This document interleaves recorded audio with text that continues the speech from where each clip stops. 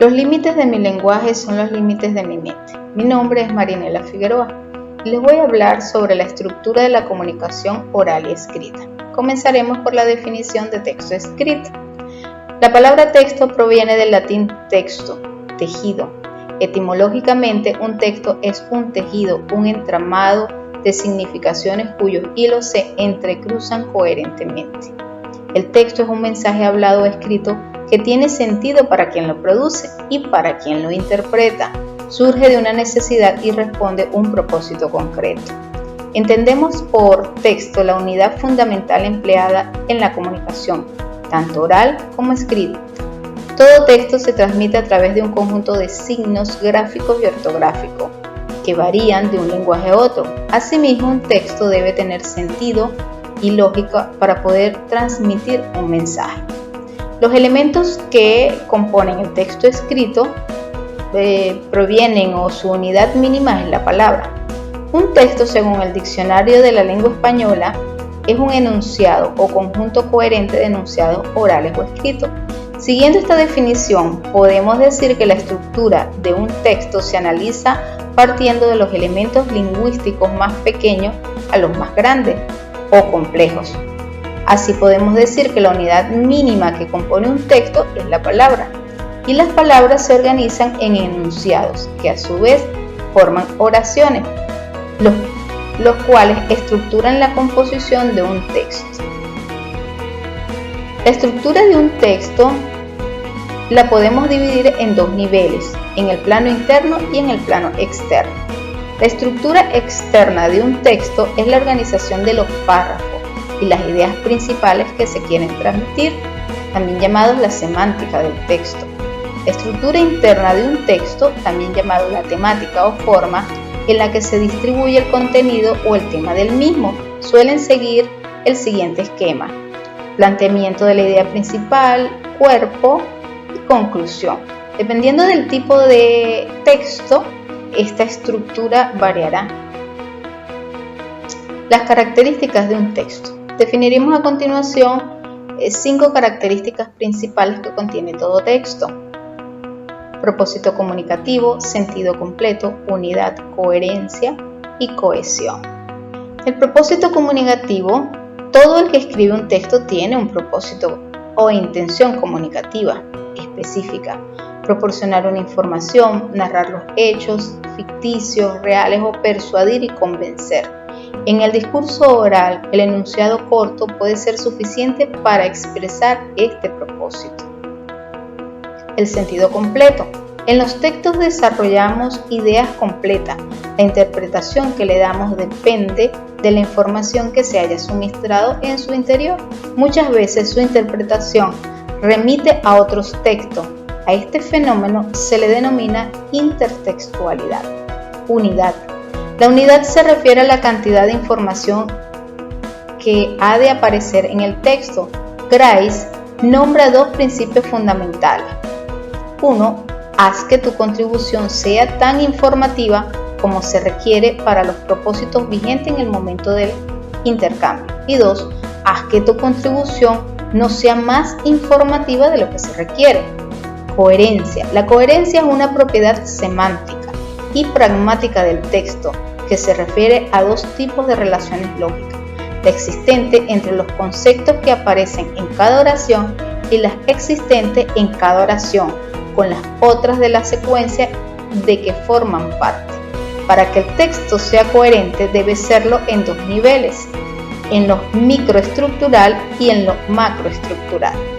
La cohesión es el mecanismo que nos permite ligar oraciones, proposiciones o párrafos con otros elementos. Los tipos de texto.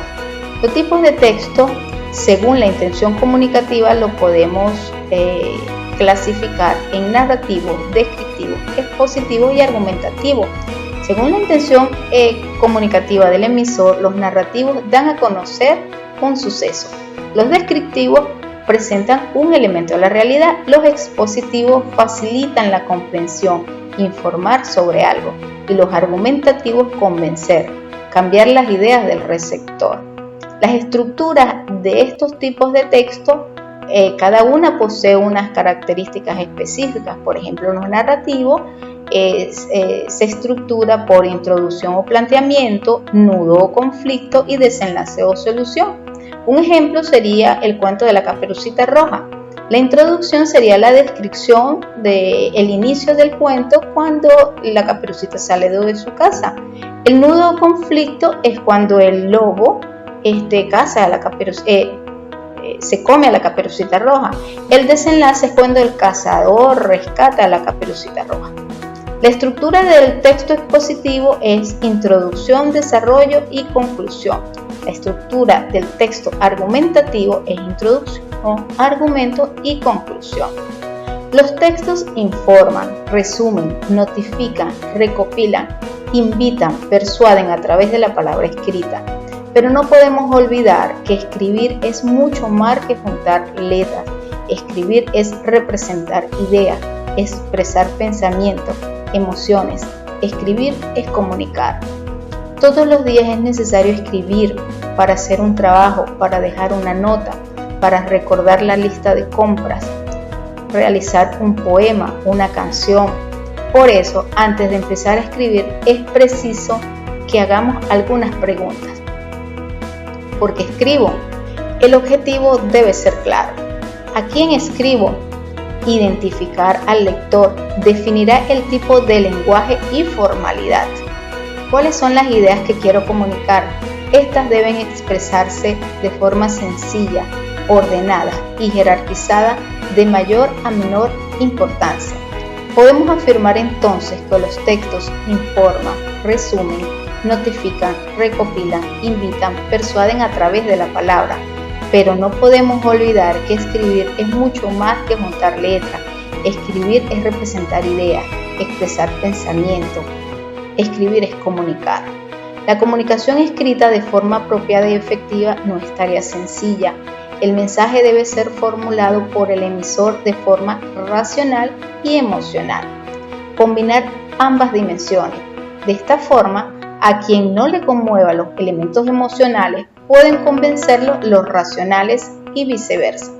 Pero además, pueden ser una buena estrategia para acaparar la atención del receptor del mensaje. Según Trible, para escribir de forma apropiada y efectiva, el emisor necesita saber que escribir en un contexto determinado, como espera el lector que sea el texto en el contexto, que elementos lingüísticos son relevantes en cada caso y que destrezas son apropiadas para llevar a cabo la tarea. Es evidente que la necesidad del ser humano por comunicarse ha sido un hito trascendente a lo largo de la historia de la humanidad. Desde la era primitiva, el hombre desarrolló herramientas que le permitían comunicarse con sus pares sobre sus vivencias y sus experiencias. Esta necesidad de posteridad y comunicación fue plasmada en escritos con símbolos en las cavernas, en las pirámides, en las rocas, en los manuscritos después de la invención de la imprenta en los escritos y en la actualidad, en la era digital, permite tener acceso y generar contenidos en tiempos reales a millones de personas. Este poder de llevar la información en forma casi inmediata alrededor del mundo ha conllevado a que la velocidad de las dinámicas sociales también sea mucho más veloz, pero sobre todo poder traer consigo una gran responsabilidad. Es importante que hoy en día los lectores tengan un criterio bien fundamentado sobre los temas que exploran, ya que existen muchísimas fuentes que tienen la posibilidad de plasmar y escribir en nuestros días sin ningún tipo de corroboración. Es sin lugar a duda la comunicación oral y escrita uno de los factores fundamentales que ha permitido al ser humano desarrollarse, crecer a partir de lo aprendido y compartido por muchos antes que nosotros, en los que nos ha permitido dar nuestro grano de arena a la sociedad y crecer sobre los hombros de millones de personas que nos precedieron y fueron transmitiendo de forma de generación en generación.